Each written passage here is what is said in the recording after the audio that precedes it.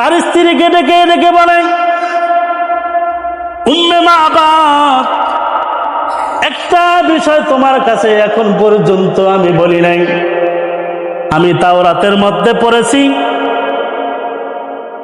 যে শেষ জামানায় একজন নবীর আগমন ঘটবে, যার নাম হবে মুহাম্মদ। কুরাইশ বংশে তার জন্মগ্রহণ হবে, কিন্তু কুরাইশদের অত্যাচারে একটা সময় সে এই পথ দিয়েই তিনি মদিনায় হিজরত করবেন। আমি তার সাক্ষাতের জন্য আমি এই মরুভূমির মাঝে ঘর তৈরি করেছি, কিন্তু আজকে সেই নবী, সেই প্রিয় মানুষটা আমার বাড়ি আসলো এবং চলে গেল, কিন্তু আমি সাক্ষাৎ পাইলাম না। উম্মে মাবাদ আর এখানে থাকতে চাই না, সে যেই পথ থেকে চলে গেছে, চলো আমরা আমাদের গাড়ি বুঝকা রেডি করে আমরাও পিছে পিছে সেই মুহাম্মদ যেই দিকে চলে গেছে আমরাও সেই দিকে চলে যাই। রাসূলুল্লাহ সাল্লাল্লাহু আলাইহি ওয়াসাল্লাম সেও বলতেছেন যে আমারও তো ক্ষুধা লেগে গেছে। কয় আশেপাশে দেখো কোথাও কোনো ঘর বাড়ি আছে কিনা, যদি কোথাও কোনো ঘর বাড়ি থাকে সেখানে চলো, কোনো খাবার দাবার পাই কিনা। তো ওই জায়গাটা ছিল তো মরুভূমি, সেখানে তো কোনো গাছপালা ঘর বাড়ি কোনো কিছু নাই। তো দূরে দেখতেছে যে মরুভূমির মাঝখানে একটা ঘর। আবু বকর সিদ্দিক রাদিয়াল্লাহু তাআলা আনহু বললেন, ইয়া রাসূলুল্লাহ, ওই একটা দূরে ঘর দেখতেছি, কয় চলো সেখানে যাই। সেখানে চলে গেলেন। চলে যাওয়ার পরে আবু বকর সিদ্দিক রাদিয়াল্লাহু তাআলা আনহু বাড়িতে প্রবেশ করার পরে বললেন যে ঘরের ভিতরে এমন কেউ আছেন, আমরা ক্ষুধার্ত দুইজন মানুষ, আমাদেরকে একটু খাবারের ব্যবস্থা করে দিতে পারবেন? একবার দুইবার তিনবার আওয়াজ দেওয়ার পরে ঘরের ভিতর থেকে এক মহিলা বলতেছে, আমরা মূলত মেহমানদারি করানোয় অভ্যস্ত, এই পথ থেকে অনেক লোক যায় আসে, তারা আমাদের বাড়িতে আসে, আমরা তাদেরকে খাবার দেই, কিন্তু দুর্ভাগ্যবশত আজকের আমাদের অবস্থাটা এত চরম পর্যায়ে নেমে গেছে যে আমাদের ঘরের ভিতরে কোনো খাবার নাই যে আপনাকে কোনো খাবার দিব, কোনো খাবার দেওয়ার মতো সামর্থ্য নাই। তাহলে একটু পানি দেন। বলতেছে যে আমার স্বামী ছাগল চড়ানোর জন্য অনেক দূরে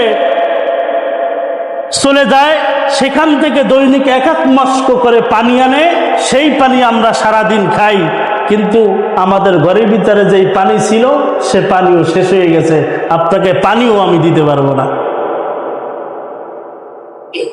তা রাসূলুল্লাহ সাল্লাল্লাহু আলাইহি ওয়াসাল্লাম হঠাৎ দেখলেন যে একটা দুর্বল রোগা একটা বকরি একটা পাশে বাঁধা, বেঁধে রাখা হয়েছে। আবু বকর সিদ্দিক রাদিয়াল্লাহু তাআলা আনহু বললেন, ইয়া রাসূলুল্লাহ, তাহলে এখন কি করতে পারি? রাসূল সাল্লাল্লাহু আলাইহি ওয়াসাল্লাম বললেন যে তার থেকে অনুমতি নাও, এই ঘরের ভিতরে যে মহিলা আছে উম্মে মাবাদ, এর থেকে অনুমতি নাও যে এই যে ছাগলটা দেখতেছেন, যে আপনি যদি অনুমতি দেন তাইলে ওই ছাগল থেকে আমরা একটু দুগ্ধ দহন করে আমরা ভক্ষণ করি। ঘরের ভিতর থেকে উম্মে মাবাদ বলতেছে, যে মহিলা বলতেছে, ছাগল একদিক থেকে দুর্বল, রোগা, অসুস্থ, সে চলতে পারে না, এই জন্য তাকে বাড়িতে রেখে বাকি ছাগলগুলো, বাকি বকরিগুলো নিয়ে আবু মাবাদ তিনি চড়াইতে গেছেন। এই দুর্বল রোগাক্রান্ত, এর থেকে আপনারা দুধ কোথায় পাবেন? রাসূলুল্লাহ সাল্লাল্লাহু আলাইহি সাল্লাম বললেন, আবু বকর, তুমি শুধু একটু অনুমতি নাও। এক কথা দুই কথা, একবার দুইবার বলতে বলতে একটা পর্যায়ে মহিলা অনুমতি দিয়ে দিল। এই অনুমতি দেওয়ার আগে উম্মে মাবাদ, এই যে ঘরের ভিতরে যে মহিলা, এই মহিলা হঠাৎ করে ভিতর থেকে বাহিরে তাকাইছে। এই জন্য বাহিরে তাকাইছে যে আস্তে আস্তে কথা বলে, কিন্তু তার কথার আওয়াজ এত মিষ্টি যে এই রকম কথার মিষ্টি আওয়াজ আমার জীবনে আমি কোনোদিন শুনি নাই। সুবহানাল্লাহ, এত সুন্দর কথা বলে। আমি একটু তাকিয়ে দেখি, বাহিরে তাকাইলেন, তাকানোর পর তো আরো অবস্থা খারাপ। এতক্ষণ তো মিষ্টি আওয়াজ শুনছে, আর এখন এমন অবস্থা হয়েছে যে এই রকম সৌন্দর্যের মানুষ তার জীবদ্দশায় আর কোনোদিন দেখে নাই। তার বাবরি চুল এত সুন্দর, সে যখন হাঁটতেন, হেঁটে যাইতেন, এই চুলগুলো যেই সময় দোল খাইতো এত সুন্দর দেখাইতো যে সাগরের মাঝে মনে হয় পানি ঢেউ খাইতেছে। সুবহানাল্লাহ, এত সৌন্দর্য আমার নবীকে আল্লাহ তাআলা দিয়েছেন। রাসূলুল্লাহ সাল্লাল্লাহু আলাইহি সাল্লামকে একদিন দাওয়াত দিয়েছিলেন হযরত আনাস রাদিয়াল্লাহু তাআলা আনহুর বাড়িতে। রাসূল সাল্লাল্লাহু আলাইহি ওয়াসাল্লাম গেলেন, সাথে কিছু সাহাবীও ছিলেন। থাকার পরে খাবার দাবার দিছেন, খাবার দাবার খাইতেছে। এদিকে আনাসের মা একবার ঘরের ভিতরে যায়, একবার বাহিরে আসে, একবার ঘরের ভিতরে যায়, আবার বাহিরে আসে। দাওয়াতটা দিয়েছিলেন রাতের বেলা। এখন বারবার যখন একটা লোক ভিতরে যায় আবার বাহিরে আসে, তাদের মনে কৌতূহল জাগতে পারে না? তাদের মনে কৌতূহল জাগলো যে ব্যাপার কি? ও আনাসের মা, আপনার কি হয়েছে? একবার বাহিরে যান, একবার ঘরের ভিতরে যান, ব্যাপার কি? হযরতে আনাসের মা ডেকে ডেকে বলে, আমি একবার ঘরের ভিতরে যাই, রাসূলুল্লাহ সাল্লাল্লাহু আলাইহি ওয়াসাল্লামের চেহারার দিকে তাকাই, আর একবার বাহিরে আসি, আকাশে চাঁদের দিকে তাকাই, আমি দেখি যে আকাশের চাঁদ বেশি সুন্দর না আমি নবী মুহাম্মদ সাল্লাল্লাহু আলাইহি ওয়াসাল্লামের চেহারা সুন্দর।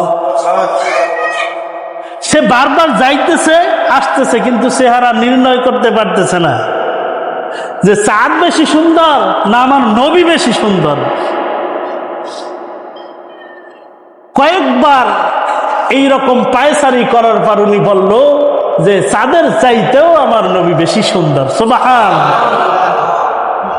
তো উম্মে মাবাদ তিনি যখন দেখলেন যে এমন সুন্দর একজন মানুষ, এত সুন্দর কথার আওয়াজ, সে অনুমতি দিয়ে দিল যে যান। এখন রাসূলুল্লাহ সাল্লাল্লাহু আলাইহি ওয়াসাল্লাম ছাগলের নিকট গেলেন। ছাগল ছিল শোয়া, শুয়ে আছিল। ছাগলের নিকট যাওয়ার সাথে সাথে ছাগল সুস্থ এবং শোয়া থেকে উঠে দাঁড়িয়ে গেলেন। সুবহানাল্লাহ। দাঁড়িয়ে যাওয়ার পরে আস্তে আস্তে এমন একটা পর্যায় হয়েছে যে ছাগলের যে দুধের ওলানটা, এত পরিমাণ দুধ জমা হয়ে গেছে, ছাগলের জবান থেকে ছাগল বলতেছে, ইয়া রাসূলুল্লাহ, আমার ওলান থেকে আপনি দুগ্ধ দহন করেন, আমি ভার সইতে পারতেছি। আবু বকর সিদ্দিক রাদিয়াল্লাহু তাআলা আনহুকে বললেন যে ঘর থেকে পাত্র আনো। পাত্র আনলেন, দুধ দহন করতেছে, ঘরের ভিতরে পাত্র যত ছিল সব পাত্রগুলো একবারে পরিপূর্ণ হয়ে গেছে। সবাই মিলে খাইছে। খাওয়া দাওয়ার পরে রাসূলুল্লাহ সাল্লাল্লাহু আলাইহি সাল্লাম সেখান থেকে বিদায় নিয়ে চলে গেলেন। সন্ধ্যাবেলা আবু মাবাদ বাড়িতে চলে আসলেন। আবু মাবাদ বাড়িতে চলে আসার পরে দেখতেছেন যে বাড়ির ভিতরটা কিরকম যেন অন্যরকম লাগতেছে, যে ব্যাপার কি? এই অন্যরকম লাগার কারণ হইল পৃথিবীর শ্রেষ্ঠ মহামানব, আবার দেখেন রাসূলদের মধ্যে সবচাইতে শ্রেষ্ঠ নবী, এবং দুনিয়ার জমিনে সাধারণ মানুষদের ভিতরে সবচাইতে উত্তম মানুষ, দুইজন মানুষ একসাথে একটা বাড়িতে প্রবেশ করছে, সে বাড়িটা কি আর অসুন্দর থাকতে পারে? রাসূল সাল্লাল্লাহু আলাইহি সাল্লাম যদি কোনো রাস্তা দিয়ে হেঁটে যাইতেন 40 দিন পর্যন্ত ওই রাস্তা থেকে সুগন্ধ বের হইতো। সুবহানাল্লাহ। ওই রাস্তা থেকে খুশবু বের হইতো। কেউ ওই রাস্তা দিয়ে হাঁটলে পরে বুঝতে পারতেন যে এই রাস্তা দিয়ে আমার নবী কোনো একদিন হেঁটে গেছে। 40 দিন পর্যন্ত এই রাসূল সাল্লাল্লাহু আলাইহি সাল্লাম যদি কখনো ঘামাইতেন, দূর থেকে তাকাইলে দেখা যাইতো যে মনু মুক্তা মনে হয় তার শরীরের সাথে লেগে আছে, এইরকম চিকচিক চিকচিক করতেছে। সুবহানাল্লাহ। আম্মা জান আয়েশা সিদ্দিকা রাদিয়াল্লাহু তাআলা আনহা বলেন যে আমরা রাসূলুল্লাহ সাল্লাল্লাহু আলাইহি সাল্লামের ঘাম মোবারক শিশিতে বোতলে ভরে রেখে দিতাম। আমাদের কোনো অনুষ্ঠান হইলে পারে সেখানে ওইটা আমরা সুগন্ধি আতর হিসাবে ব্যবহার করতাম। রাসূলুল্লাহ সাল্লাল্লাহু আলাইহি সাল্লামের ঘাম থেকে এত সুগন্ধ বের হইতো। সুবহানাল্লাহ। এমন একজন নবী আমরা পেয়েছি, এমন একজন নবীর উম্মত আমরা হইতে পেরেছি। এখন আবু মাআবাদ যে তিনি বাড়িতে আসলেন, আসার পরে দেখতেছে যে ঘরটা পরিবর্তন, ঘরটা আলোকিত। দুর্বল রোগা যেই বকরিটা রেখে গেছিল সেটাও সবল হয়ে গেল।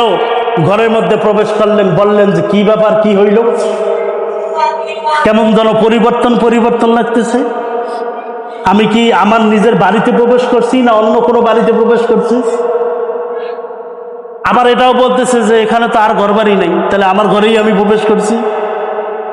ঘরের মধ্যে গিয়ে বলতেছে, উম্মে মাআবাদকে জিজ্ঞেস করতেছেন যে কি হয়েছে, ব্যাপার কি, এরকম হইল কেন?